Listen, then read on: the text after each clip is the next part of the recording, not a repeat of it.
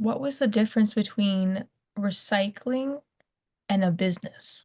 I think it comes down to what is the value proposition of what you're doing. Um, when you think about recycling, it's usually just a transformation, right, of the material. But inherently, that doesn't actually create any value of the product outside of its original form. And so when we look at it from a business standpoint, it's what value are we actually providing by transforming the material? And our approach was, well, we are trying to be a designer, furniture material supplier, and we want to be able to provide this to, industrial designers and people like that, so that that's the value that we're creating. And we're being that missing piece in the supply chain to create that circular economy. Can you commingle different numbers of plastics to make a new product? I mean, there's two answers to that. There's the can you and there's the should you response. Can you do it? Absolutely. You can definitely commingle it. Should you? Definitely not. Um, when you put the two types of plastics together, it renders the physical properties kind of confusing because you're getting this weird merge of different plastics.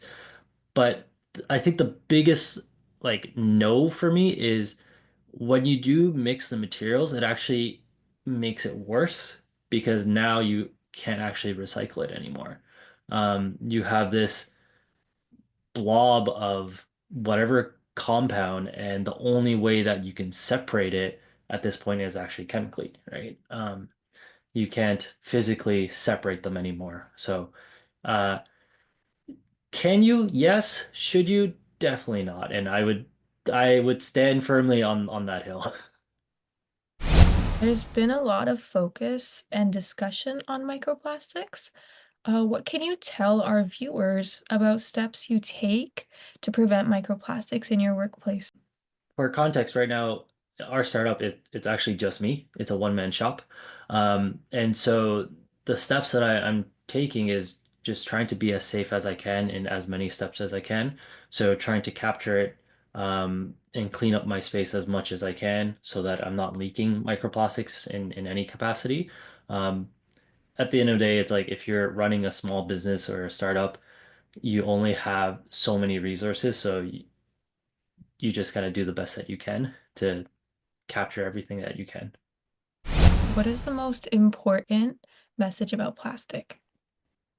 Um, I feel like this might be a slightly bit of a hot take, but I think plastic inherently isn't bad, actually. As a material, there's actually been a lot of good that has come from it. Um, so for example, like a lot of face masks, those blue ones that you see at hospitals and things like that, PPEs, helmets, these things are actually made from plastic and they are life-saving in many different capacities.